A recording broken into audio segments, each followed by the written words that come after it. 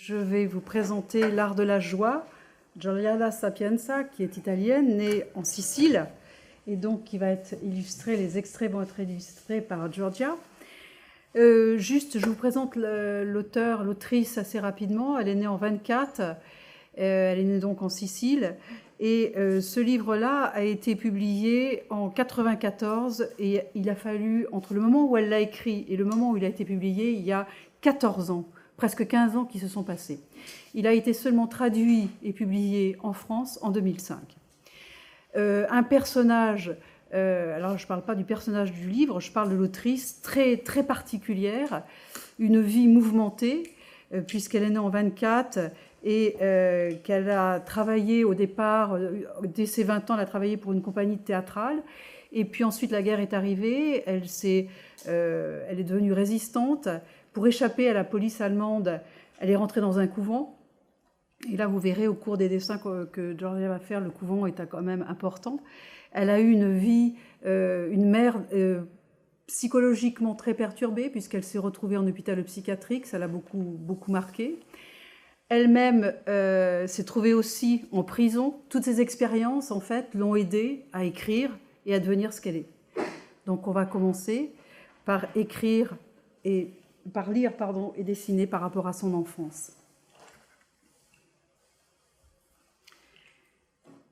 Et voyez, me voici à 4, 5 ans, traînant un bout de bois immense dans un terrain boueux. Il n'y a pas d'arbre, ni de maison autour. Il n'y a que la sueur due à l'effort de traîner ce corps dur et la brûlure aiguë des paumes blessées par le bois. Je m'enfonce dans la boue jusqu'aux chevilles, mais je dois tirer. Je ne sais pas pourquoi, mais je dois le faire.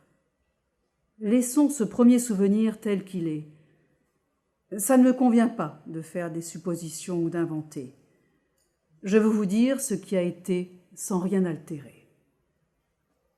Donc, je traînais ce bout de bois, et après l'avoir caché ou abandonné, j'entrai dans le grand trou du mur que ne fermait qu'un voile noir couvert de mouches.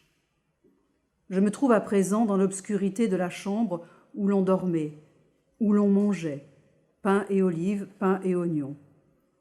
On ne cuisinait que le dimanche. Ma mère, les yeux dilatés par le silence, coud dans un coin. Elle ne parle jamais, ma mère. Ou elle hurle, ou elle se tait. Ses cheveux de lourds voiles noirs sont couverts de mouches. Ma sœur, assise par terre, la fixe de 2 fentes sombres, ensevelies dans la graisse. Toute la vie, du moins ce que dura leur vie, elle la suivit toujours en la fixant de cette façon. Et si ma mère, chose rare, sortait, il fallait l'enfermer dans les cabinets parce qu'elle refusait de se détacher d'elle. Et dans ces cabinets, elle hurlait. Elle s'arrachait les cheveux. Elle se tapait la tête contre les murs jusqu'à ce qu'elle, ma mère, revienne, la prenne dans ses bras et la caresse sans rien dire.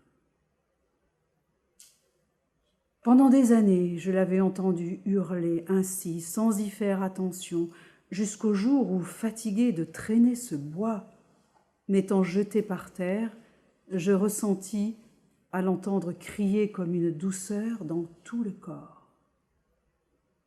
Douceur qui bientôt se transforma en frisson de plaisir. Si bien que peu à peu, tous les jours, je commençais à espérer que ma mère sorte pour pouvoir écouter, l'oreille à la porte des cabinets, et jouir de ses hurlements.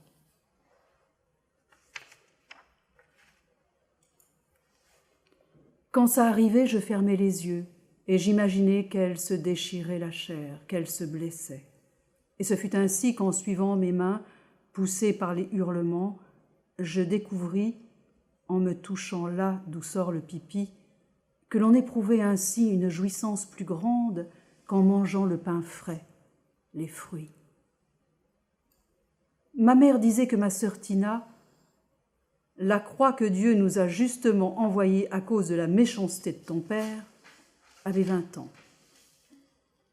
Mais elle était grande comme moi, et si grosse, qu'on aurait dit, si on avait pu lui enlever la tête, la malle toujours fermée de mon grand-père.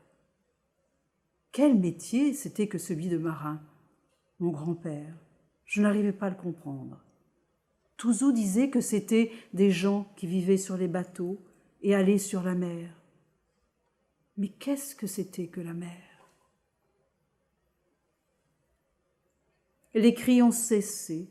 Notre mère est sûrement rentrée et faire taire Tina en lui caressant la tête.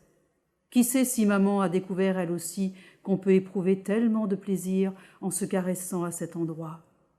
Et Touzou? Qui sait si Touzou le sait? Il doit être en train de ramasser les roseaux. Le soleil est haut et il faut que j'aille le chercher et l'interroger sur ses caresses.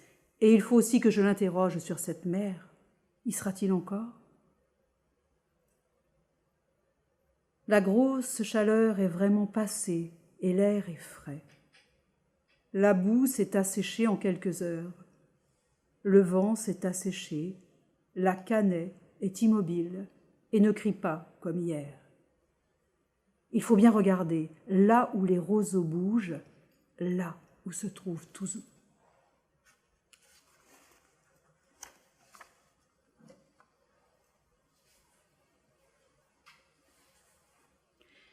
Touzou, je voulais te demander ce que c'est que la mer. Et allez, avec cette mer, entêté que tu es, 100 fois, je te l'ai expliqué, 100 fois. La mer est une étendue d'eau profonde comme l'eau du puits qui se trouve entre notre ferme et cette masure qu'est votre maison. Sauf qu'elle est bleue et qu'on a beau tourner les yeux dans tous les sens, on ne peut pas voir où elle finit. Et qu'est-ce que tu veux comprendre? Tu es sotte. Et même si t'étais pas sotte, les femmes, comme dit mon père, depuis que le monde est monde, elles ne comprennent rien à rien. Pas du tout. Je comprends, moi. Une eau profonde comme celle du puits, mais bleue. Bravo! Félicitations! Alors lève-toi et regarde autour de toi. Tu la vois, cette plaine marécageuse? Comment s'appelle cette plaine, hein? Voyons si tu es digne d'apprendre. Cette plaine s'appelle plaine du Bœuf. Voilà, la mer est une plaine d'eau bleue, mais sans les montagnes de lave que nous voyons là au fond. Quand on regarde la plaine de la mer, on ne voit rien au fond, rien qui bloque la vue. Ou mieux, on voit une ligne toute mince qui n'est rien d'autre que la mer qui se mélange au ciel. Et cette ligne s'appelle l'horizon. Et qu'est-ce que c'est l'horizon?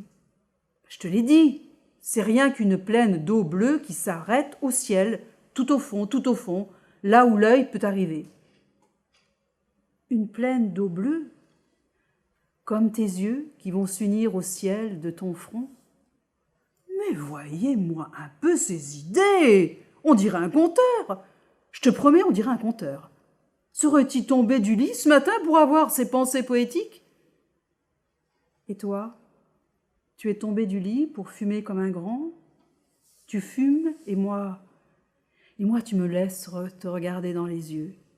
Si je te regarde dans les yeux, je comprends mieux comment est la mer. Des années plus tard. La mer attendait, je la regardais avec le regard enfantin, large et flottant. C'était l'été, et il fallait que je vole à cette mer avare un peu de sa liberté. Pour le faire, je devais la comprendre, la toucher de mon corps, comme Béatrice savait le faire. C'était curieux, mais Béatrice, comme lorsqu'elle dansait, ne boitait presque plus quand elle courait le long de la plage. Me décider à entrer dans l'eau fut la chose la plus difficile qu'il m'eût été donné d'affronter jusque-là.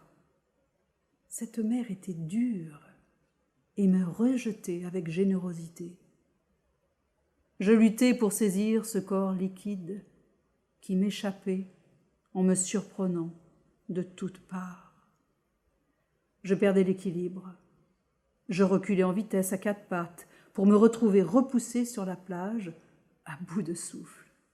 « Excusez-moi d'intervenir, mademoiselle, mais vous n'apprendrez jamais à nager si vous continuez à vous battre ainsi avec les vagues. Il faut s'abandonner à la mer. »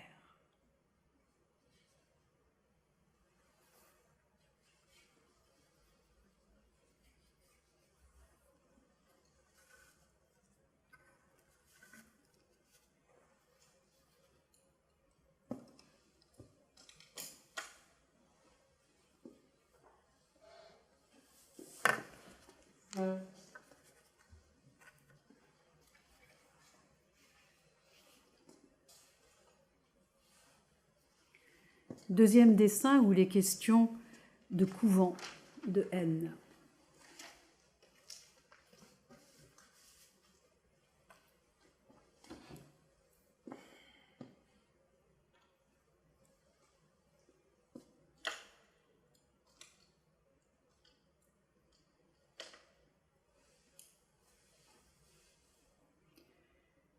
Te sentirais-tu mal, princesse, pour être tombée à terre comme une poulette épouvantée?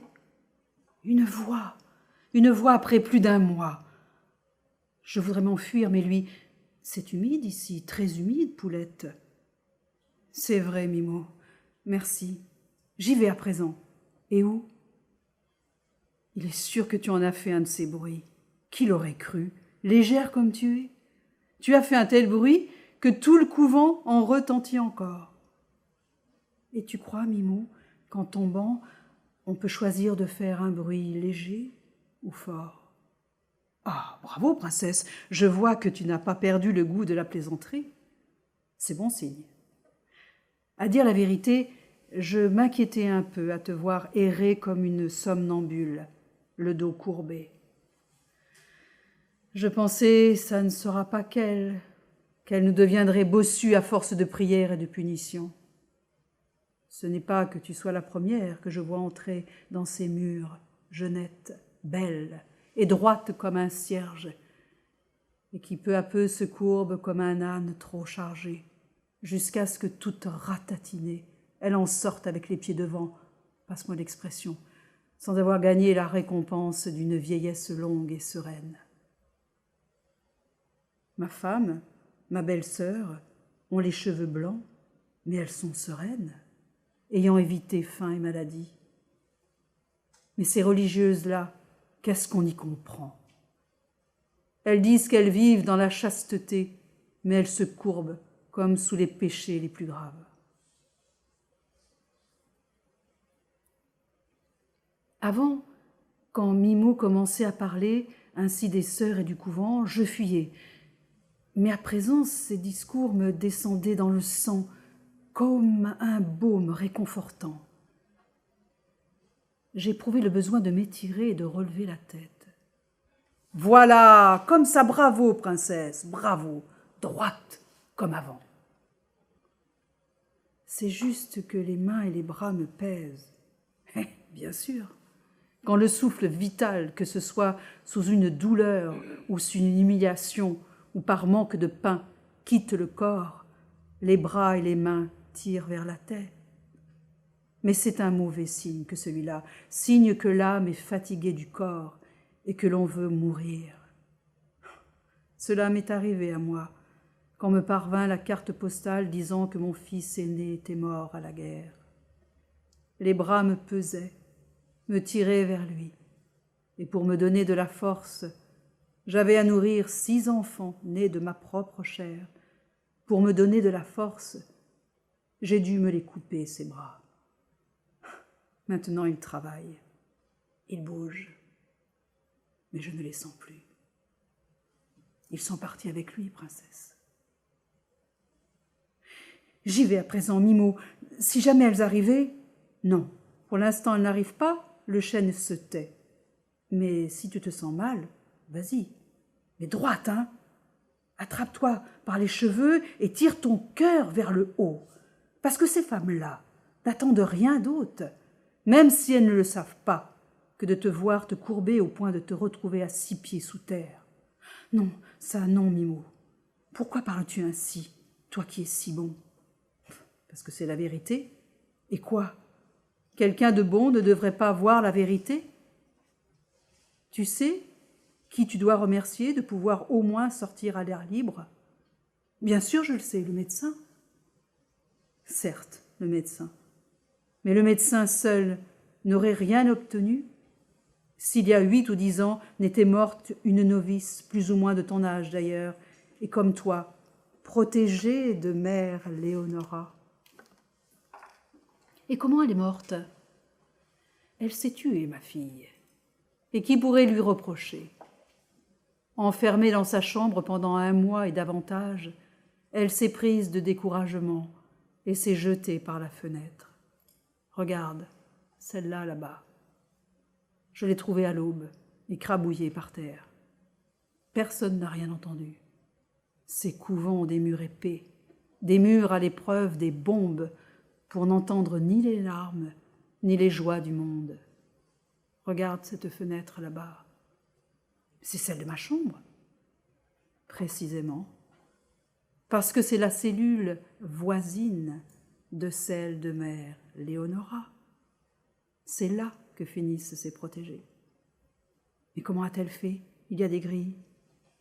Non, elles les ont faites mettre après.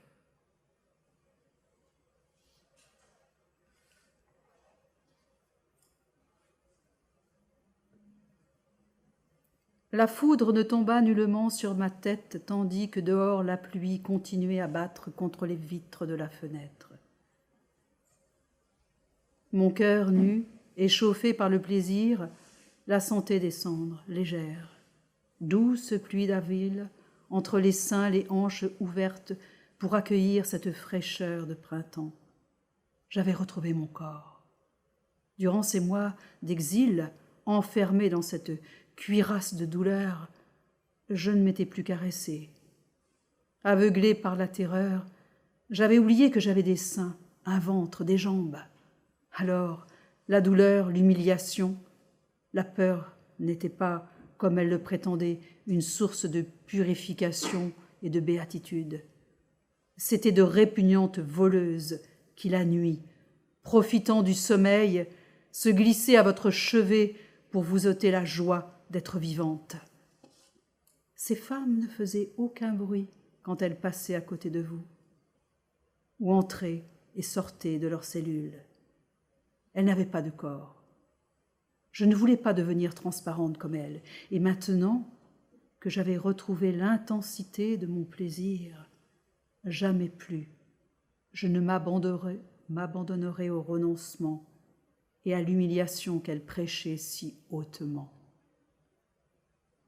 J'avais ce mot pour combattre, et dans mon exercice de santé, je l'appelais désormais ainsi en moi-même, dans la chapelle, le chapelet entre les doigts, je répétais « je hais ». Penché sur le métier, sous le regard éteint de sœur Angelica, je répétais « je hais ». Le soir, avant de dormir, je hais. Ce fut à partir de ce jour-là ma nouvelle prière. Et en priant, j'étudiais. Je cherchais dans les livres la signification de ce mot. Mais je ne trouvais rien de plus que la colère de Dieu, que l'envie de Lucifer. Tous ceux qui détestaient l'Église avaient peut-être, eux, des livres différents. Eux, grâce à la haine, étaient heureux. Comment me serait-il possible de faire leur connaissance? Le médecin était l'un d'eux, mais j'étais une enfant alors. Que pouvais-je savoir? À présent, il n'était plus là. Quel dommage. Je me résignais à ne rien savoir. Mais si je continuais à étudier avec dans le corps cette haine plus nourrissante que le pain et qui me donnait la force de m'appliquer nuit et jour, tout le monde en était émerveillé dans le couvent. Alors je pourrais devenir enseignante. À ce que l'on disait, il commençait à y avoir des femmes enseignantes sur le continent. Et une fois enseignante, je les rencontrerai, certainement.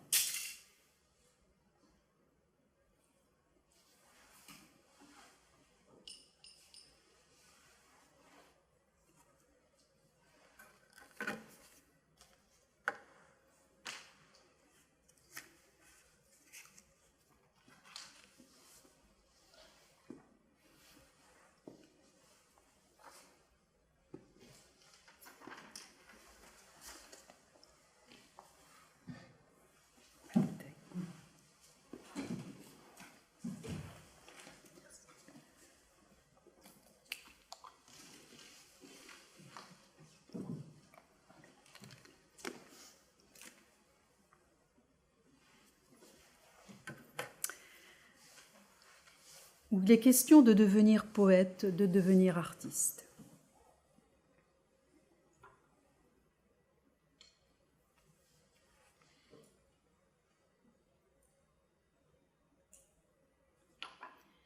Quiconque a connu l'aventure de doubler le cap des 30 ans sait combien il a été fatigant, âpre et excitant d'escalader la montagne qui, des pentes de l'enfance, monte jusqu'à la cime de la jeunesse, et combien a été rapide, comme une chute d'eau, un vol géométrique d'ailes dans la lumière, quelques instants, et hier, j'avais les joues fraîches des 20 ans. Aujourd'hui, en une nuit, les 3 doigts du temps qu'on m'effleurait, préavis du petit espace qui reste et de la perspective finale qui attend inexorablement. Première, mensongère terreur des 30 ans. Qu'avais-je fait? Avais-je gaspillé mes jours? Insuffisamment joui du soleil et de la mer? Ce n'est que par la suite, à l'âge d'or des 50 ans, temps plein de force, calomnié par les poètes et par l'état civil, ce n'est que par la suite que l'on sait combien de richesses il y a dans les oasis sereines où l'on se retrouve avec soi-même, seul. Mais cela vient bien plus tard. Alors, l'anxiété de perdre l'hier et le demain me prit avec force. Que faisais-je dans ce bureau? Quelle signification avait cette recherche de mots et tous ces écrits, poèmes, notes, brefs écrits, brefs récits? Étais-je sans le savoir sur le point de tomber dans la condamnation mystique de devenir un poète, un artiste? Étais-je sans le savoir en train de suivre le chemin de Béatrice, qui, pour avoir une consistance à ses propres yeux et aux yeux des autres, s'était composé une statue sacrée de veuve inconsolable, belle et respectée? Étais-je en train, avec la même implacabilité et volonté qu'elle, d'élever inconsciemment un temple à l'intérieur de moi-même? Et mourrais-je comme elle, plutôt que d'écarter le subtil poison de la tradition? J'avais fui le couvent, mais la religiosité jetée par la fenêtre rugissant par quelques trous de ma chambre, chevauchant l'aura de l'esthétique. Je le vis, l'aura mystique. Les yeux, couleur de rouille, scrutés, voraces, des recoins ombreux. Ils épiaient ma jeune chair, ma poitrine, pour trouver une fissure et entrer en moi et ronger l'ossature de mon squelette soudé par la joie. L'arrêtant net, je sus que je m'étais justement méfié et que quelques instants d'inconscience encore m'auraient fait tomber hors de la réalité en proie à cette drogue nommée artiste. Drogue plus puissante que la morphine et que la religion.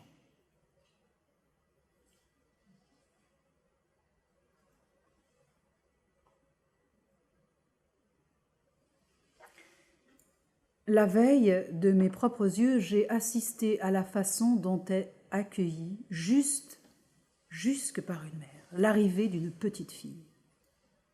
Mon attention s'est maintenant fixée sur le visage désespéré de Béatrice en larmes. Mais Béatrice, quelle importance! Je ne te comprends pas. Elle est belle, c'est un être vivant, et puis elle est comme nous, Béatrice. Je t'en prie, ne te mets pas dans un état pareil. Oh, bien sûr, tu peux parler, toi, ton air. Toi qui as eu tout de suite un garçon. Mais c'est la même chose, Béatrice. Moi, à ce moment-là, menteuse. Tu le dis pour me consoler, menteuse. Je ne veux pas la haïr, mais ce menteuse qui depuis des jours et des jours me poursuit, me contraint à repartir dans le passé, à exhumer de nouveau douloureusement toutes les phrases de mère Léonora, de ma mère, phrases que j'avais préféré ensevelir avec leur corps mort. Mais on n'ensevelit personne tant qu'on n'a pas compris jusqu'au bout ce que ces personnes disaient. Et que disent-elles ? La femme est ennemie de la femme comme l'homme et autant que lui.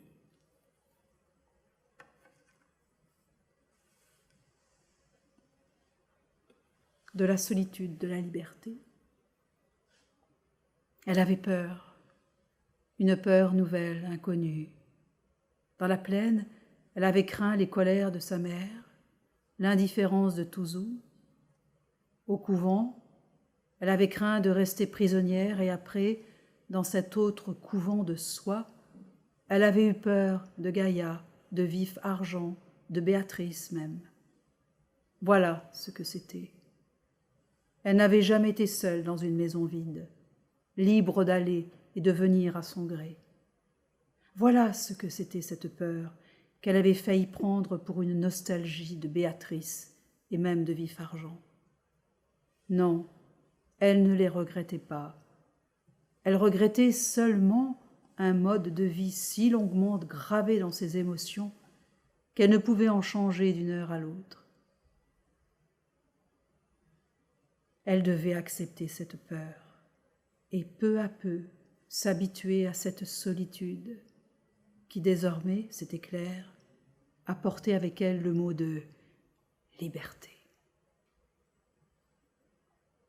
Pour se donner une preuve que cette solitude était une richesse par rapport aux vices de l'habitude, elle bondit du lit et alluma toutes les lumières de la pièce. Elle enfila une jupe, un corsage, elle mit son châle, et chose qu'elle n'aurait jamais pu faire sans craindre d'affliger Béatrice, elle prit avec elle le pistolet pour s'élancer loin de la maison.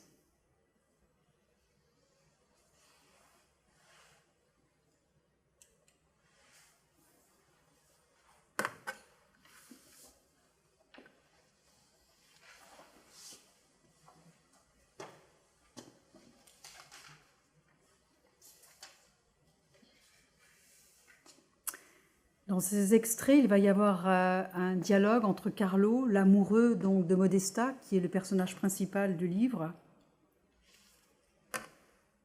et qui est très engagée politiquement. Elle l'était elle aussi.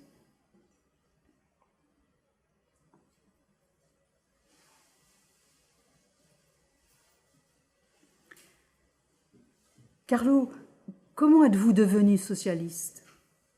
Ça, c'est fait à l'université. 2 ou 3 précieuses rencontres, et tout a été clair en moi. Il y a beaucoup de socialistes à Milan ? Beaucoup, oui.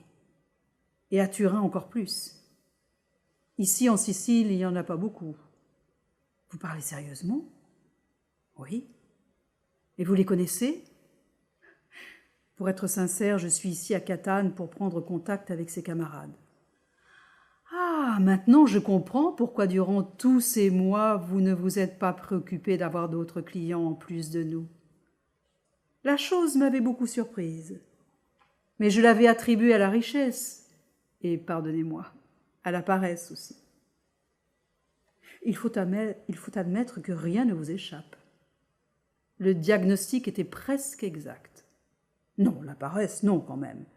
mais une certaine solidité économique qui m'a permis d'y voir clair dans mes actions. Je vous explique.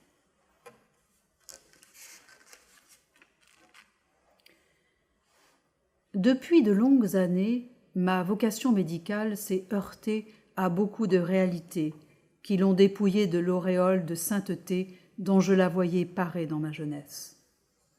Je me suis rendu compte qu'être médecin dans cette société n'est rien d'autre que réparer tant bien que mal les dégâts que les conditions de travail dans les mines et les usines, les préjugés et un état de pauvreté et de saleté recréent à une vitesse supérieure, bien trop grande pour nos bonnes intentions de petits médecins individualistes. Que vaut dans une vie de sauver 100 personnes, dont 99 sont riches ou aisés, quand on a compris que la médecine doit avant toute chose prévenir les maux de chacun sans discrimination. La profession de médecin, dans ces conditions, équivaut à celle du missionnaire qui va en Afrique soigner les lépreux, sauver une âme ou deux, surtout la sienne. À bien y réfléchir, et ce ne sont pas des idiots, s'ils extirpaient vraiment la douleur, comment pourraient-ils continuer à s'amuser avec leurs jouets qu'ils appellent âme, mal et rédemption? Je plaisantais, d'autant que je suis en train de verser dans la pédanterie. Et pour en finir avec ce petit discours archipédant, le métier de médecin n'a de valeur que s'il est accompagné d'une action politique ayant pour fin de donner à tous des maisons salubres, vivables, des hôpitaux vraiment efficaces. Pour y arriver, il faut agir. Agir en profondeur. Il n'y a pas d'autre chemin. C'est cela, le socialisme? Oui, mais je vous vois pensive. Je crains de vous avoir ennuyé. Vous savez très bien que non seulement vous ne m'avez pas ennuyé, mais... Oh, ne faites pas le coquet. Oui, c'est vrai, vous avez raison. Vous recourez à la coquetterie parce que je suis une femme, et cela vous permet de présumer que vos raisonnements sont trop profonds pour toucher. Je vous prie de m'excuser. Mais il est si rare de trouver des femmes... Parmi les socialistes, il y a des femmes extraordinaires, vraiment, vraiment extraordinaires. Mais peu encore, malheureusement si peu. Vous m'avez appris à nager, n'est-ce pas? Oui. Vous m'apprendriez, vous me feriez connaître quelques-uns de ces socialistes? Je voudrais vous baiser la main. Quelle belle main! Merci de ne pas l'avoir retirée. Je vous aime, princesse. Non, ne retirez pas votre main. J'ai déjà trop souffert au nom de l'amour. Si vous avez l'intention de m'enlever toute espérance, alors permettez-moi de ne plus venir ici. Je dois m'en aller maintenant, princesse. Non, ne m'en veuillez pas si je ne viens pas demain. Je ne puis espérer, je le vois. Pensez que je suis lâche, si vous voulez. Mais ne m'en veuillez pas, car je vous ai aimé pendant 1 heure.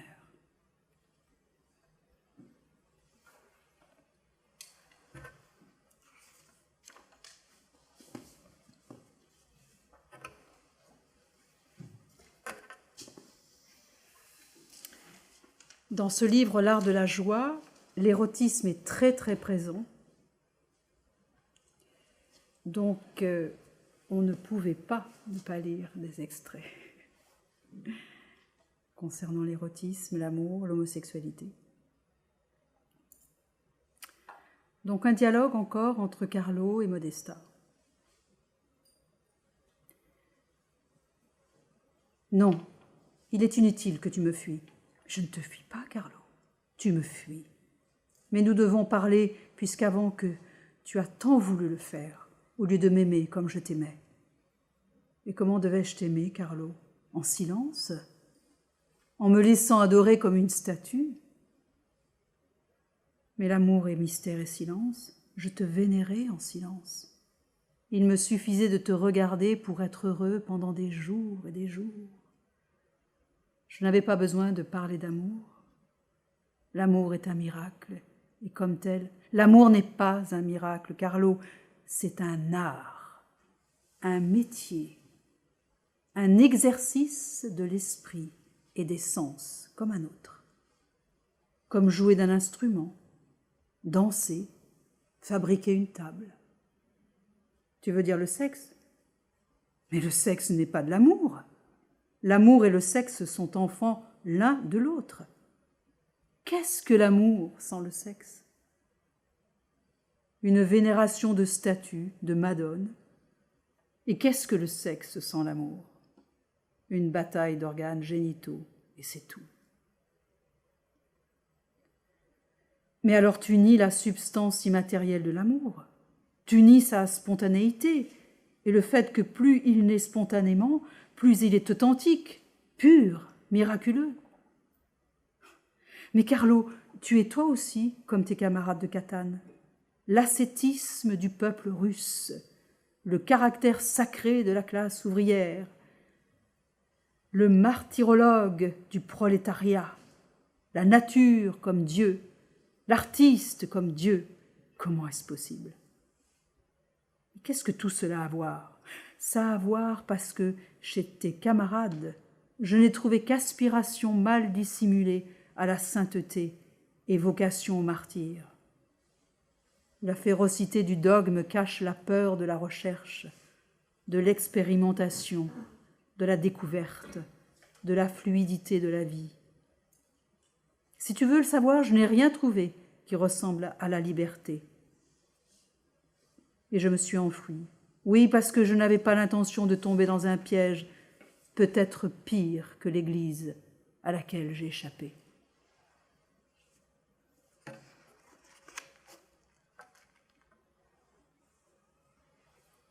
Là, il s'agit d'un dialogue entre Jo et Modesta.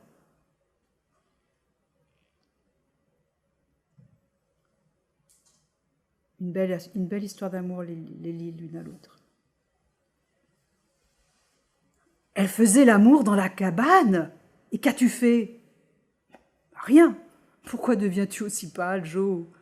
Ne t'inquiète pas. J'ai fait tout mon possible pour ne pas me faire remarquer, puis je suis revenue à la maison. Mais tu les as espionnés. Si tu as pu me rapporter tout ce qu'elle disait. Espionner, mais qu'est-ce que ça signifie? J'ai été foudroyée par leur bonheur. Elles étaient si belles, enlacées, nues. Tu les as vues aussi? Un instant avant de m'éloigner. Mais quelle horreur! Mais quoi, quelle horreur, Jo? Quelle horreur, nos deux cœurs, nos deux corps, nous deux enlacés, nus, il y a quelques instants. Oh, nous nous sommes perdus, Modesta. Le manteau de silence enlevé, la voix se brise elle aussi. Perdus, nous? Mais qu'est-ce que tu dis? Perdus pourquoi? Pour la normalité, pour les lois de la nature. Mais que dis-tu, Jo? Qui connaît la nature? Qui a établi ces lois? Le Dieu des chrétiens ou Rousseau? Réponds. Rousseau qui a enlevé Dieu du ciel pour le fourrer dans un arbre? Mais qu'est-ce que Rousseau ou Dieu ont à y voir? Oh, Modesta, tu ne peux pas savoir. À Paris, dans ces boîtes d'homosexuels, des corps émaciés, amassés, des visages jaunes, congestionnés, marqués par la honte, entre la fumée et la laine chargée d'alcool, une véritable antichambre de l'enfer, si l'enfer existait. Tu ne peux pas savoir. Je sais au contraire, parce que j'y suis allée. Et toi? Moi, jamais. Une fois seulement, je me suis enfuie. Tu as eu tort, parce qu'en restant vraiment avec eux et en parlant, j'ai compris ce qu'ils cherchaient dans cette antichambre de l'enfer, comme tu l'as appelé. Que peuvent-ils chercher? Ils se mélangent et se droguent pour oublier. Non, Jo. Ils cherchent l'enfer, le vrai, pour expier leurs péchés. Mais que peuvent-ils faire d'autre quand la société les refuse, les montre du doigt? Eux, rien. Mais seulement parce qu'ils sont ignorants et bourrés de préjugés exactement comme la société qui les montre du doigt. Et ils n'exhibent leurs blessures que pour demander la clémence à cette société qu'eux aussi, eux surtout, ressentent comme juste et sainte au lieu de la combattre. Jo, mais reviens à toi. De quoi avons-nous parlé alors durant toutes ces années? Je vois que nous avons seulement aimablement conversé de progrès, de science, comme on le fait dans les salons évolués. Mais au premier petit accrochage avec la réalité, tu veux m'entraîner dans la panique qui te prend comme tous les intellectuels, rien qu'à l'idée de mettre en pratique les théories si souvent énoncées. Je ne comprends pas. Tu comprends très bien, au contraire.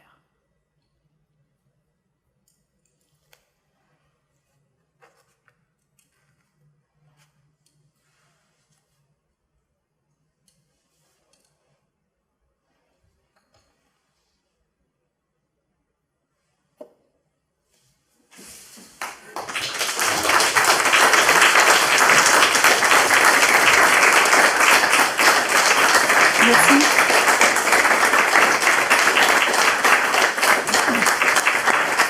Rapidement, avant de donner la parole à Daniel et au dessin à Golo, donc cet ouvrage de Goliarda Sapienza, donc, qui s'appelle L'art de la joie, était un coup de cœur en fait de Georgia Maras. Si tu veux peut-être t'exprimer à ce sujet. Non, juste voilà que c'est une lecture très très belle. Goliarda, elle a eu une vie difficile. Son travail n'a pas été apprécié tant qu'il aurait dû, surtout en Italie au début. Et donc, c'était un éditeur français, les Tripodes, qui, pour la première fois, a eu le courage de l'éditer. Et je ne sais pas, selon moi, c'est un très beau ouvrage qui parle des libertés, des joies. Et je le conseille à tout le monde, si des fois les livres nous aident dans la vie. Donc, ces livres-ci, je les trouvais très parfaits et je voulais les partager avec vous. C'est juste ça. Et merci à Francie parce qu'elle a une voix merveilleuse et je suis hyper contente que ce soit elle qui a lu mon livre. Et merci au aussi et au Tripode qui nous a donné le droit de lire aujourd'hui. Merci. Un autre registre, on va donc laisser la place à Daniel et Golo, et donc le livre est disponible et vous pouvez l'emprunter, mais je vous conseille même de l'acheter. Donc vous pouvez chez vos libraires, édition du Tripode, Goliarda Sapienza, l'art de la joie. Voilà. Merci.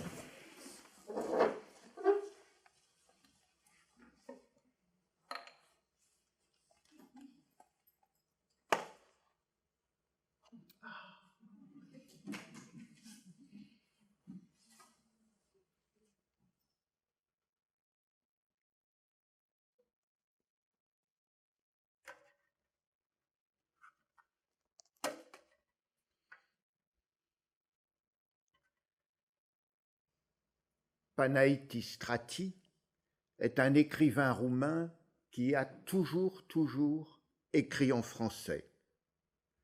Ses œuvres sont très autobiographiques.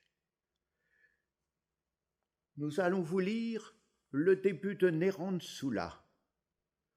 Golo et moi avons choisi ce livre parce que le début est à Alexandrie. Et nous avons choisi Strati parce que Golo a écrit une biographie d'Istrati en 2 tomes, trouvable à la sortie.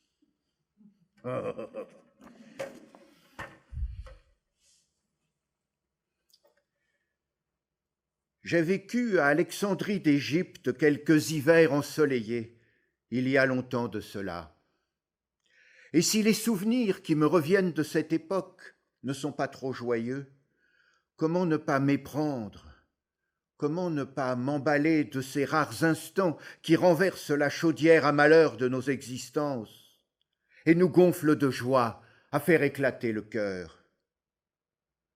Malgré ma vie de dur labeur, j'ai connu, oui, de tels instants. C'était le soleil hivernal d'Alexandrie, son soleil méditerranéen qui me les donnait.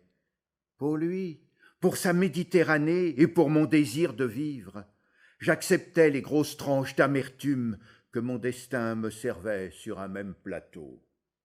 J'acceptais, car je pressentais que la vie retire tout le plateau à ceux qui tendent la main pour n'y prendre que le soleil.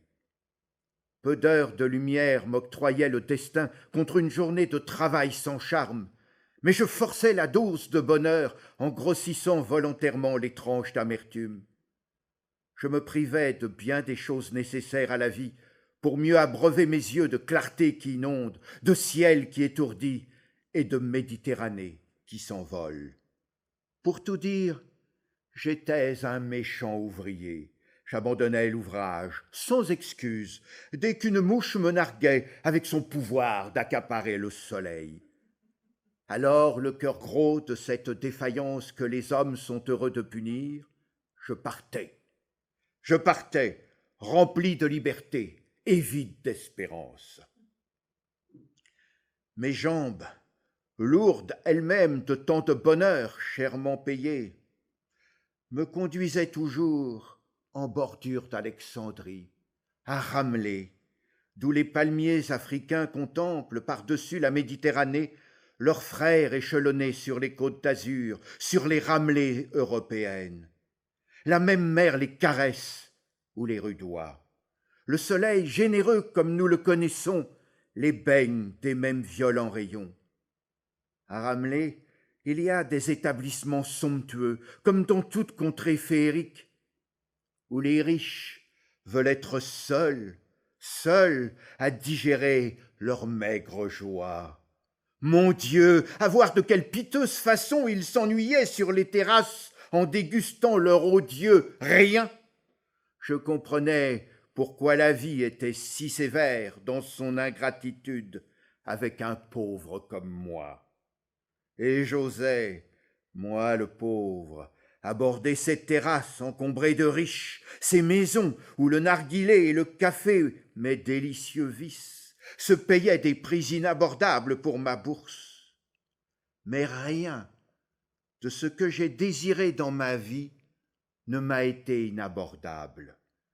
J'ai souvent réglé mes joies contre du sang, monnaie que les banques ignorent, et je ne le regretterai jamais, car ce sont ces bains de lumière qui m'ont fait supporter les ténèbres de mon existence. Pour un café ou un narguilé à Ramleh d'Alexandrie ou sur les grands quais de Smyrne, pour une heure de rêve qui était toute ma vie d'une journée, parfois d'une semaine, j'ai toujours fait comme ce brave Roumain qui dit dans la chanson populaire « J'ai donné près de mamie en un soir toute ma peine d'un été. » Oui, je donnais. Il faut beaucoup donner pour beaucoup avoir. Cela se fait tout seul et sans effort. Mais là n'est pas la question. On n'aime pas la lumière sans aimer du même coup les hommes. Pas tous les hommes. Personne ne les aime tous, et Christ lui-même ne les a pas aimés si bêtement. Nous aimons ce qui nous ressemble sous des aspects multiples. Nous aimons nos désirs. Un après-midi à Ramleh, sur une terrasse encombrée d'un prétentieux bétail humain, j'ai vu un homme. Lui aussi m'avait vu. Et j'ai su tout de suite ce qu'il cherchait là, ce qu'il regardait, ce qu'il sentait. Lui aussi avait su tout cela pour moi, et bien mieux. Nous avions deviné dans nos regards francs la nuance de nos désirs, le miracle de nos ressemblances. Cela n'arrive pas toujours. Souvent, en appréciant les hommes, je me suis trompé de moitié, jamais totalement. Mais plus je me trompe, mieux cela vaut, puisqu'il ne peut s'agir ici que de la belle vie, sainte comme l'eau de source et puissante comme la foudre. J'aime l'homme quand il porte en soi dès sa naissance l'amour d'amitié. J'aime la femme quand son sang est embrasé par la passion charnelle. Je me livre à eux sans marchander, avec frénésie. Cela coûte cher. Mais jamais les déceptions subies n'ont diminué, jamais elles ne diminueront la somme de mes désirs. Avec la rage d'un joueur, je cherche partout ma fortune. Je joue toujours gros jeu, car je déteste la mesquinerie. Si je me trompe, je ne perds rien. C'est l'autre qui perd. On ne perd rien quand on se livre entièrement. Autrement, autant dire du soleil qu'il s'épuise quand il se livre sans ménagement ni choix. Et tant pis pour les glaciers qui cependant fondent eux-mêmes. Mais quand je gagne, un trésor m'est acquis. Je parle de l'amour d'amitié, car hélas, la passion charnelle est comme l'éclair, violente mais sans durée. Voilà comment est faite ma glaise et ce qu'elle aime. J'en suis pas mécontent, mes grands amis non plus. Et Marco, que je compris et qui me comprit en moins de temps qu'il ne nous fallait pour fumer nos narguilés ce jour-là, à ramener, Marco fut peut-être le plus heureux de tous.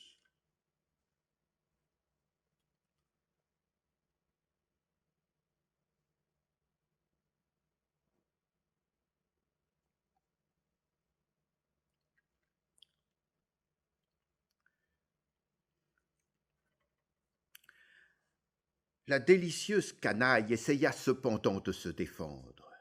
Il savait bien que ce serait inutile, car le besoin d'aimer et de se déboutonner est plus fort chez les affectueux que la pudeur qui nous oblige à cacher les meurtrissures. Toutefois, il voulut me prouver sa réserve d'homme du monde, ce pauvre homme du monde qui mange de l'herbe, boit de l'eau, aime avec la force des mollusques et dissimule ses moindres égratignures. Et cet après-midi d'inoubliables rencontres, Marco me plaqua gravement, sans un signe encourageant, et s'enfuit, comme un homme du monde. Son chien loup l'agaçait avec sa joie débordante. Il lui demandait un caillou lancé le plus loin possible. Marco, songeur, les mains réunies derrière son dos, un peu courbé, marchait sur la grève et ne répondait pas à l'amour de son meilleur ami. Je ne fus pas dupe de cette indifférence. Je le suivis longtemps à distance respectable, me remémorant les détails de son beau visage d'ami qu'il fallait empoigner. Et un jour, je l'ai empoigné. Comment ? Cela ne s'enseigne pas. Et maintenant, oubliez-moi. De moi, il ne sera plus question. Écoutez cette histoire qui s'est passée dans des coins de la terre que la plupart de vous ignorent. C'est l'histoire racontée par l'homme que j'ai découvert sur une terrasse à Ramleh d'Alexandrie, un homme que j'aimais sans savoir pourquoi et qui me creva souvent le cœur avec cette alerte chanson grecque dont la première strophe se traduit à peu près ainsi. Au bord de la mer, sur la grève, Nerantsula funtoti. Une vierge rinçait sa jupe, Nerantsula funtoti.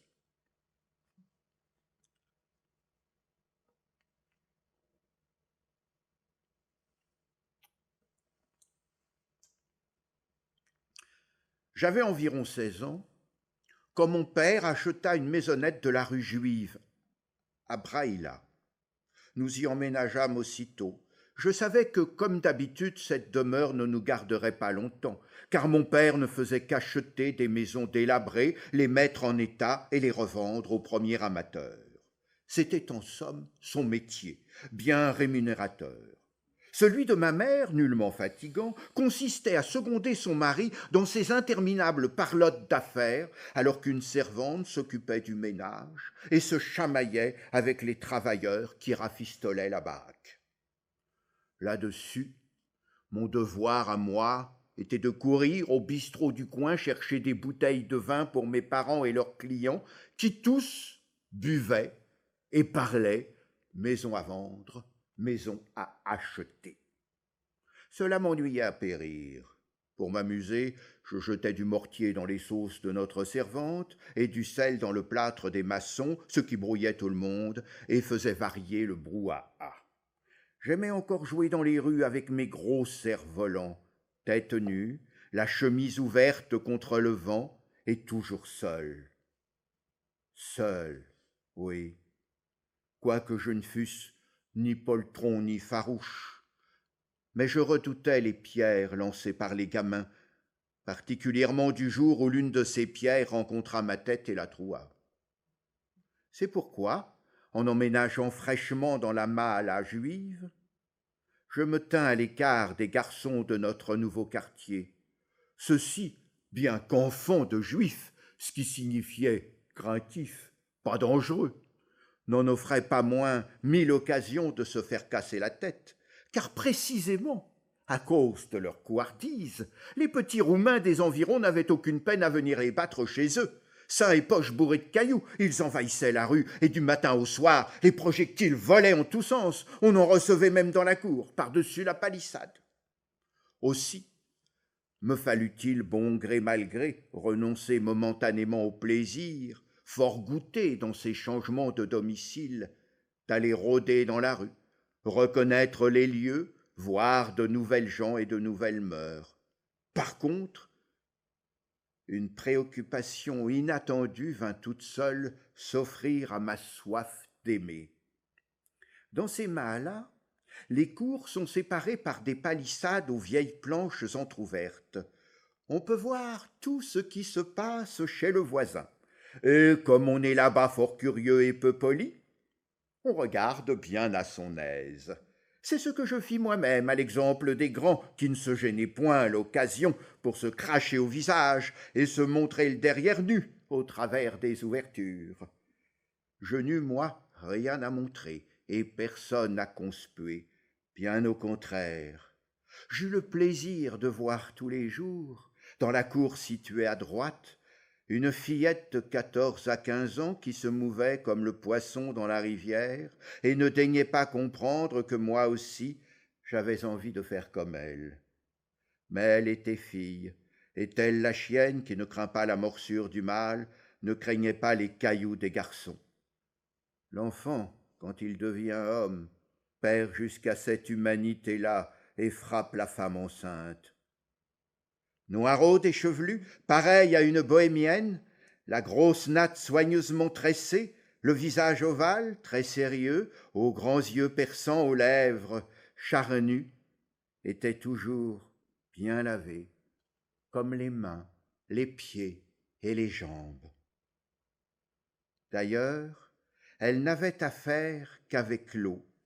Dès le lever du jour, les bras chargés de 2 seaux en tôle, se n'était qu'allée et venue entre la pompe du quartier et les maisons qu'elle approvisionnait, contre 1 sou le voyage, à la condition expresse que les seaux fussent bien pleins.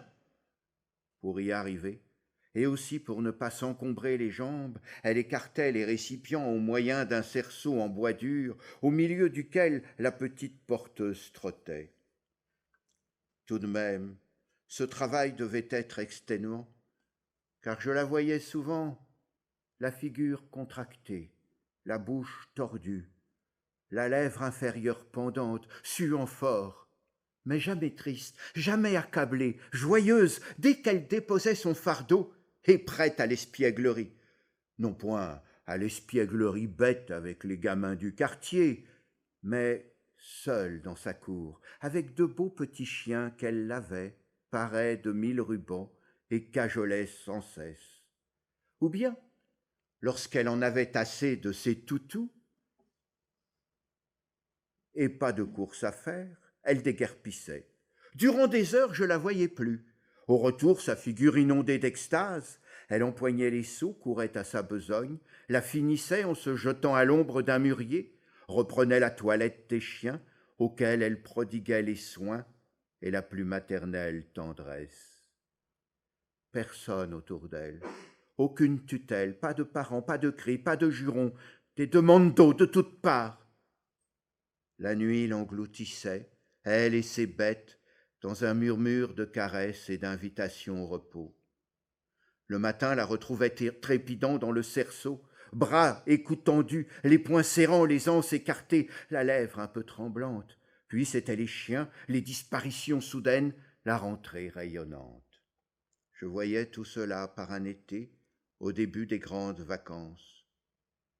Mère, qui est cette fille qui porte l'eau? Une orpheline. Comment s'appelle-t-elle? Je sais pas, personne ne le sait. On lui dit Sagagitsa. Une orpheline, venue depuis une année, Dieu sait d'où, qui s'était toujours refusée à dire son nom et celui de ses parents, que Stana, la vieille propriétaire, avait accueillie et que le monde appelle la porteuse d'eau. C'est à peu près tout ce que le monde savait sur cette fillette, et dès que le monde eut sa froide curiosité satisfaite, il baptisa l'intruse du nom de Sagagitsa, lui tourna le dos et vaqua à ses affaires, affaires de ramasser, affaires d'entasser, affaires de maisons à vendre et de maisons à acheter. Pauvre monde! Et toi, pauvre homme du monde, combien je vous plains!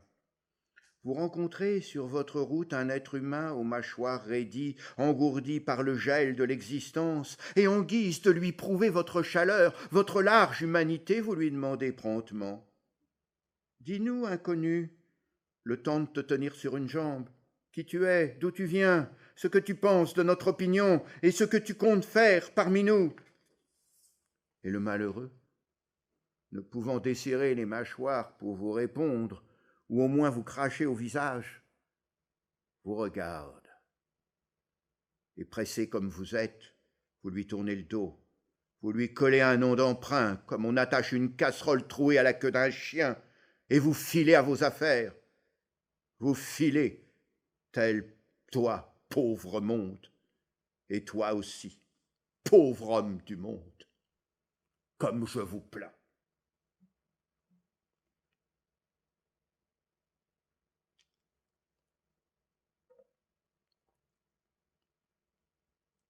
Un jour que je m'approchais timidement de la palissade, la petite solitaire vint brusquement me dire, à ma grande surprise, « Pourquoi joues-tu rien que dans ta cour ?» Ah, le plaisir que cette marque d'amitié me causa. Mon cœur battit rapidement, je sentis mes joues s'embraser, la parole me manqua, je baissai les paupières. Elle se tenait droite de l'autre côté de la brèche, caressant son petit chien favori, Léou, qu'elle serrait contre sa poitrine et répétait doucement, harmonieusement, « Pourquoi? Pourquoi, Marco ?» Je tressaillis et balbutiai, « Tu sais donc que je m'appelle Marco? J'ai entendu t'appeler ainsi. » Avec un effort sur moi-même, je réussis à la regarder en face et à demander « Et toi, comment t'appelle-t-on » Tout naturellement, elle répondit « Sagagitsa ». Ce fut un poignard que je reçus dans le cœur. Je tournai le dos et m'enfuis pour aller pleurer. Elle admettait tranquillement cet horrible sobriquet de Sagagitsa. On appelait de ce nom la plus belle enfant de mon enfance. Et qu'est-ce que ça peut faire, me disait-elle le lendemain quand je lui eus avoué ma révolte, ma répugnance. Qu'est-ce que ça peut faire? On est ce qu'on est. Puis, adoucissant le ton. Suis-je pour toi une Sagagitsa? Pour moi? Oh, pour moi? Non, non! J'arrachai une planche, passai par l'ouverture et l'écrasai dans mes bras. Son corps était dur comme une pierre. Une odeur encore inconnue, une odeur de chair aimée, me coula dans les veines. C'était comme le parfum d'un fruit exotique que l'on savoure pour la première fois. Je la lâchai promptement et repassai dans notre cour. Là, nous nous regardâmes honnêtement dans les yeux. Les siens étaient grands ouverts, et on eût dit étonné. Son visage, parfaitement immobile, tranquille, dépourvu de toute émotion. Moi, j'étais sans souffle. Autour de nous, personne. La rue déserte, elle aussi. Cela se passait par un après-midi étouffant du mois d'août, quand les sédentaires de la banlieue dorment tous, après avoir chassé les mouches et baissé les persiennes. La semaine suivante, un événement survint qui me fit gagner le cœur de mon amie. Un matin, elle trottait vaillamment d'un bout à l'autre du quartier, portant l'eau à ses clients. Pendant ce temps, je jouais avec mon cerf-volant dans la rue, mais tout près de ma porte. Le cerf-volant planait très haut. Je lui avais donné toute la ficelle de ma pelote pour l'essayer au grand vol. Je voyais rien, n'écoutais rien. Je m'appliquais à saisir les qualités et les défauts de mon jouet. Quand un cri lointain me fit frémir, c'était la voix de mon amie. Tout en haut de la rue, elle laissait tomber ses seaux, battait des mains, hurlait et courait vers moi à toutes jambes, comme une désespérée, en me faisant des signes. Je regardai derrière moi. Je vis une voiture à 2 chevaux s'approchant au grand trot, alors qu'au milieu de la route, le petit ourson Léou, échappé de la cour, se grattait tranquillement une oreille, insouciant du danger. Un instant d'hésitation, et mon ami eût vu s'écraser son chien le plus aimé. Je lâche mon cerf-volant, qui va dégringoler dans les nues. Je me précipite et arrache l'animal aux sabots des chevaux, mais je suis heurté par la voiture et tombe évanoui. Au réveil, beaucoup de monde autour de moi. On me frottait avec de l'alcool quelques côtes abîmées. On se lamentait. Puis le monde partit à ses affaires. Je pus aller seul à la palissade. Mon amie m'y attendait, Léou dans les bras. Elle me le passa par l'ouverture, mais en le prenant, je fus effrayé de la mine angoissée de ma mignonne. « Pourquoi es-tu si pâle ?» lui dis-je. « Je te le donne, fit-elle étranglée. Sauras-tu aimer une chose comme ça ?»« Oui, beaucoup. Et qu'es-tu capable de faire pour ce que tu aimes ?»« Tout. »« C'est vrai, tu me l'as prouvé, je suis bête, pardonne-moi. » Et cette fois, c'est elle qui passa par l'ouverture, me prit la tête dans ses mains et baisa mes 2 joues. Ce furent les premiers et les seuls baisers voluptueux qui, dans ma vie, ne m'écoutaient qu'un peu de douleur aux côtes. Les autres, tous les autres. Mais pourquoi aller si vite ? Mon mal de côte me tint pourtant plusieurs jours alité. La maîtresse de Léou et de mon cœur venait me voir et caresser son chien tous les après-midi, 1 heure ou plus. J'allais donner toute ma santé inutile pour prolonger ce bonheur de malade aimé. Éternel, sois louée ton œuvre. Nous la jugeons impure parce que nous sommes stupides, mais pardonne et ne t'occupe pas de notre mesquine jugeote. Une seule chose est à regretter, que tu n'aies pas pensé à nous mettre un second cœur à la place de cette pauvre cervelle si encombrante. Merci, me dit mon amie, un jour qu'elle était assise sur mon lit, un de ces jours du mois d'août, riche en soleil, en moustiques et en poussière fine. Marco, es-tu jaloux ? En disant cela, son visage devint aussi blême qu'au moment où elle se séparait de son chien sauvé par moi.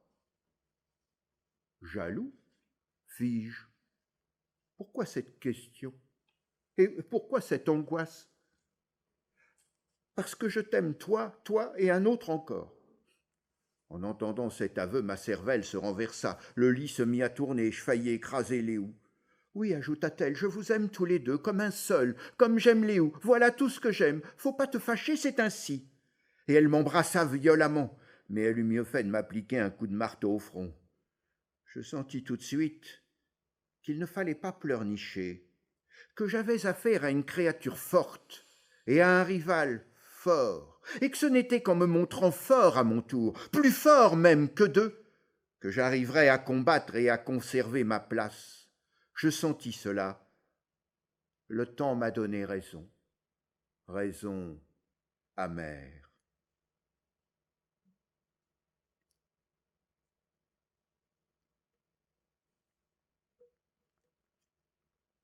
Qui est ton autre ? Demandai-je suffoqué. Tu le verras quand nous irons sauter la fosse chez les Nerontsula Fundotti. Chez les quoi? Nerontsula Fundotti, qu'est-ce que ça veut dire? Je savais bien ce que ces mots grecs signifiaient, car je connaissais parfaitement le grec. Mais quand même, je comprenais rien et je la regardais bêtement. Elle partit d'un grand éclat de rire, si beau, si sonore, si étourdissant, que j'oubliai tout mon mal. Et tous les trois, roulant dans le lit, nous rîmes, nous nous mordîmes et aboyâmes comme trois jeunes bêtes heureuses. Dis-moi, ma belle Nerontsula. Tu m'appelles Nerontsula? S'écria-t-elle interdite. Oui, mais ce n'est pas encore quelque chose comme Sagagitsa. Non, non, Nerontsula veut dire petit bigaradier, et Fundotti, touffu. Tu es donc pour moi ma petite orange amère, mon petit bigaradier touffu. C'est le refrain d'une chanson grecque que tu as entendue et que tu répètes comme un perroquet. Dis-moi ce qu'est cette fosse que tu sautes et où? Dans la Oulitza caliméresque. Là-bas, les ouvriers ont éventré toute la rue d'un bout à l'autre pour y poser des tubes et amener l'eau dans la chambre. On dit que chez le préfet, il y en a déjà. On va au mur, on tourne un truc qu'on appelle robinette et l'eau coule toute seule. J'aimerais bien voir ça. Le crois-tu? L'eau du Danube qui monte toute seule dans la chambre. Ouais. Je ne savais pas plus qu'elle si l'eau du Danube montait ou non toute seule dans les cuisines et ne croyais guère à cette histoire de robinette qu'on cloue dans le mur, qu'on tourne et qui lâche un jet d'eau sans fin, si sans fin que le Danube pourrait couler dans la chambre. Mais je savais et croyais autre chose, notamment que ma Nerontsula aimait un grec dans cette Oulitza caliméresque éventrée par la municipalité, que là-bas elle courait tous les après-midi et que de là-bas elle rentrait joyeuse, extasiée, rouge comme la rouille. Que se passait-il là-bas? Quel était ce garçon qui me prenait la moitié de mon ami? Une pointe douloureuse me vrilla le cœur. J'aurais voulu tuer ce rival, mais je ne savais pas me battre ni lancer une pierre. Je la regardai droit dans les yeux. « As-tu embrassé l'autre comme tu m'as embrassé moi ?» Oui, je l'ai embrassé, mais lui, c'est une chose, et toi, c'est une autre chose. Faut pas te fâcher. Viens voir. Voir quoi? Qui? Epaminonda. L'autre, il est si brave. Tu l'aimeras aussi.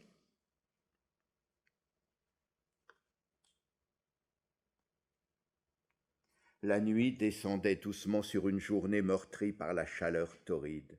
Nous enfermâmes Léou avec les deux autres chiens et nous dirigeâmes vers la Oulitza caliméresque.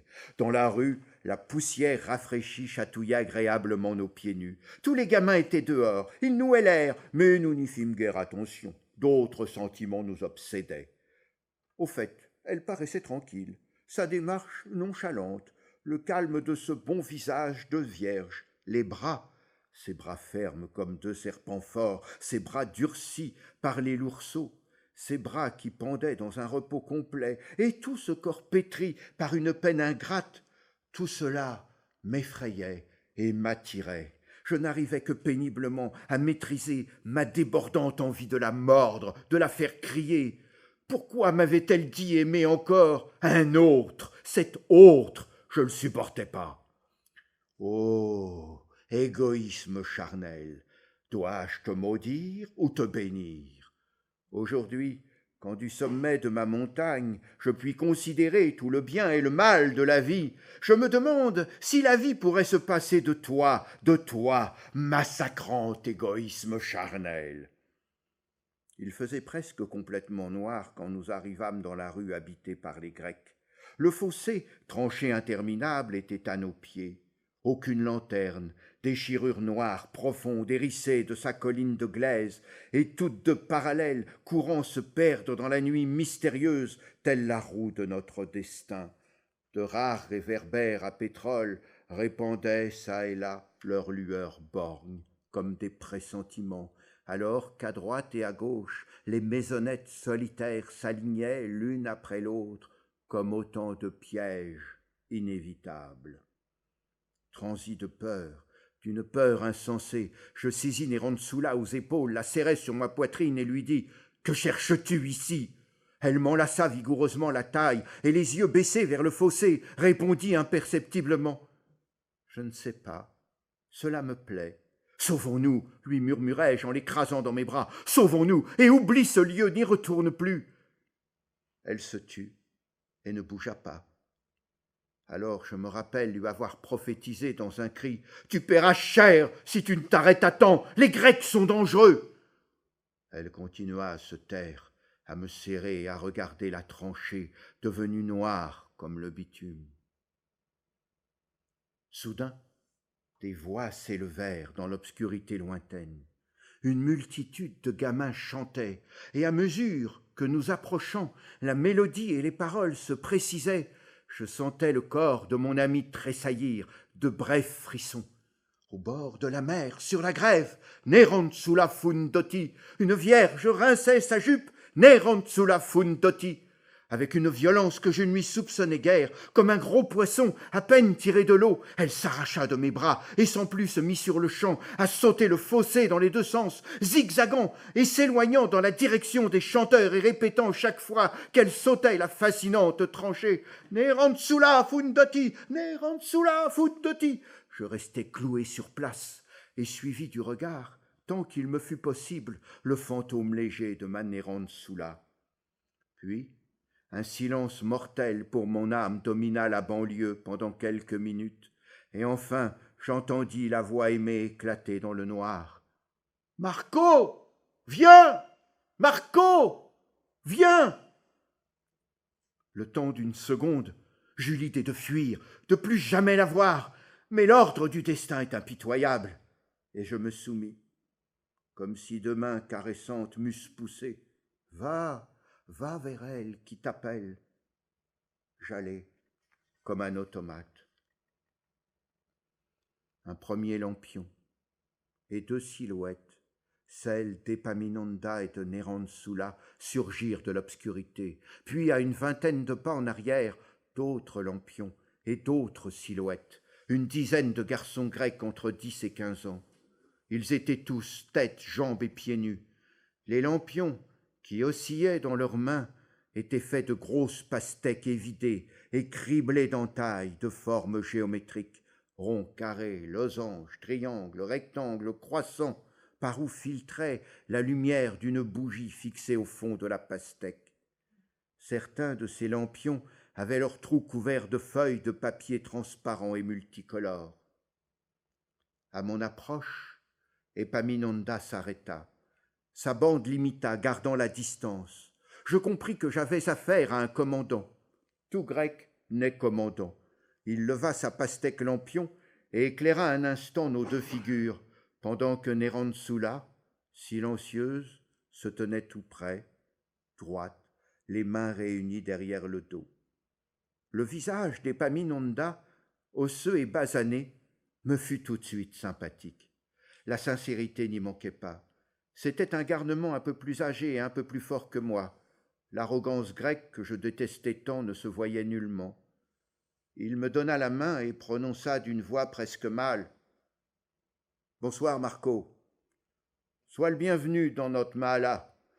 Nerantsula, on l'appelait déjà Nerantsula, dis que t'es brave, je le suis. Elle l'est aussi. On va voir où nous irons avec une brave aimée par deux braves qu'elle aime.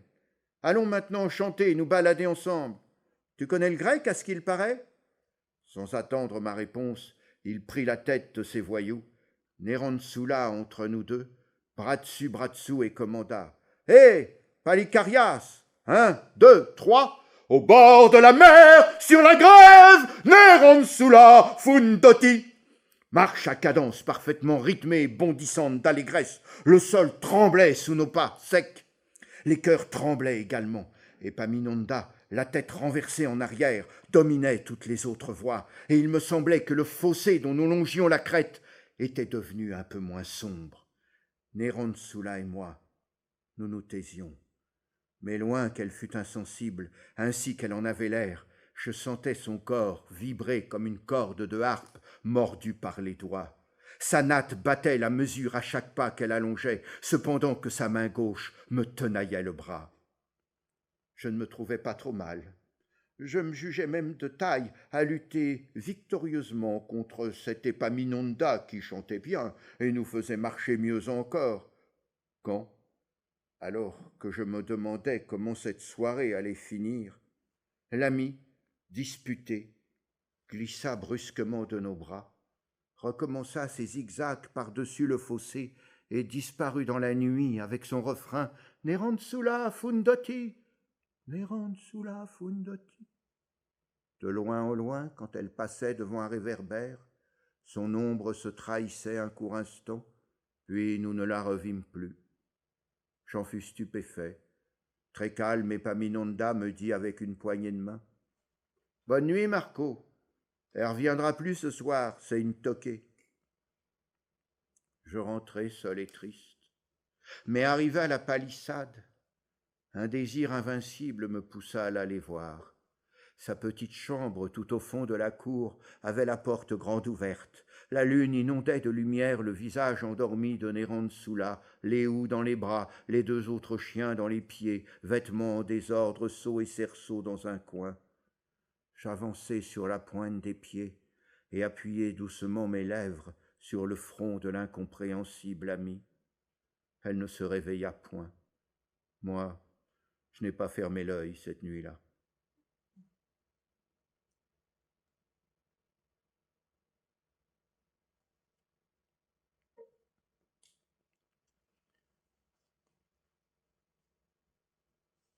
L'enfance, et surtout le début de l'adolescence, sont des étapes de la vie que nul ne comprend. On a beau les avoir vécues, les parents, les époux ne les comprennent pas plus que les célibataires. Et c'est très bien qu'il en soit ainsi, sinon la vie serait atrocement uniforme. L'enfance, l'adolescence, la maturité et la vieillesse sont 4 vies, 4 façons d'exister. Vouloir couler l'une dans le moule de l'autre, c'est les tuer toutes. Je sais aujourd'hui que le fluide vital qui coule dans nos veines, selon notre propre tempérament, réclame son droit de se manifester dès l'instant où nous commençons à respirer, et qu'il est totalement étranger à ce que nous nommons logique, bon sens, raison. La raison, elle est au Créateur. Nous pouvons nous soumettre ou ne pas nous soumettre, c'est tout. Et c'est là le destin. Il est écrit sur notre front, dit l'oriental. Il était écrit sur le front de Nerantsula, sur celui d'Épaminondas et sur le mien, de nous entendre dans la violence et de nous entre-détruire dans l'amour.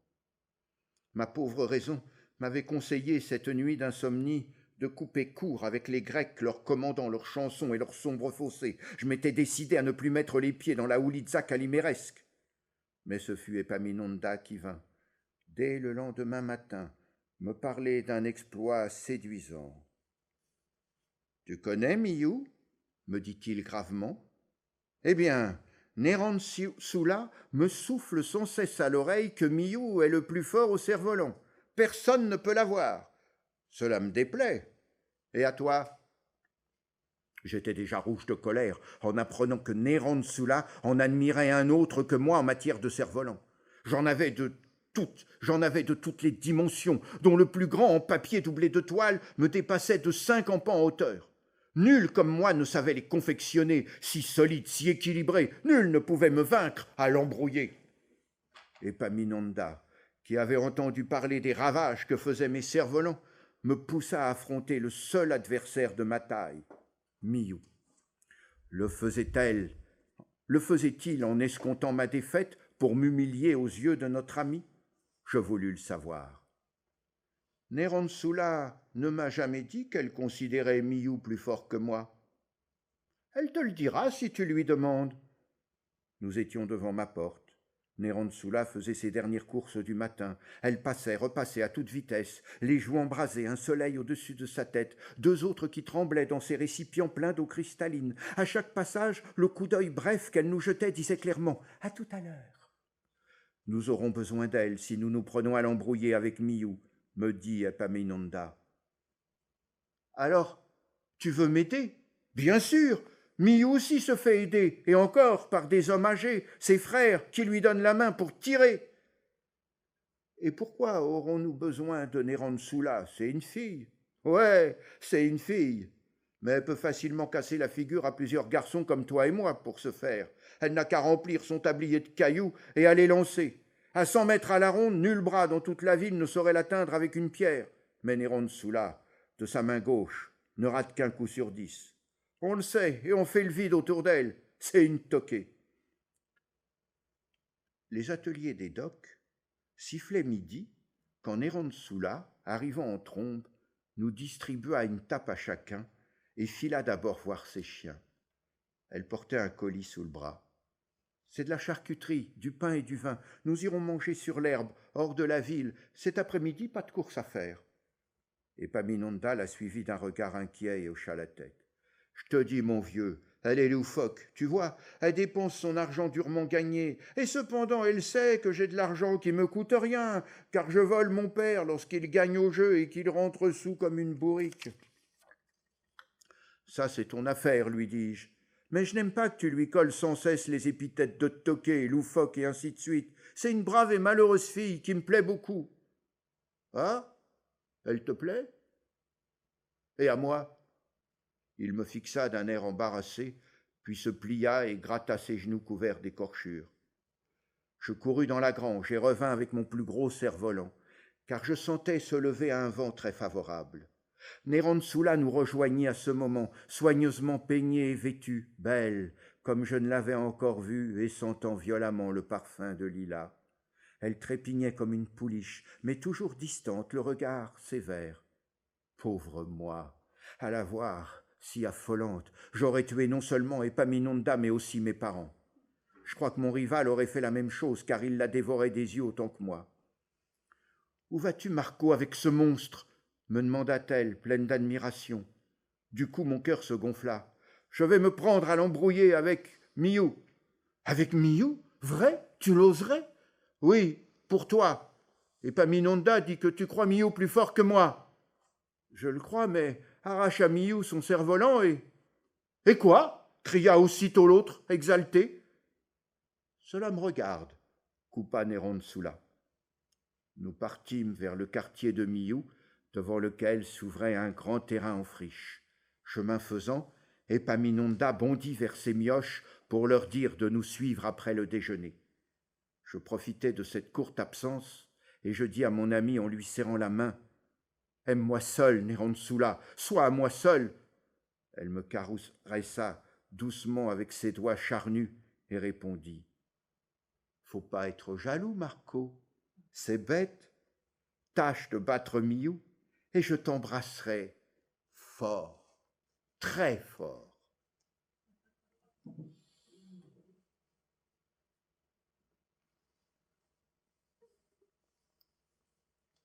Et voilà, c'est fini.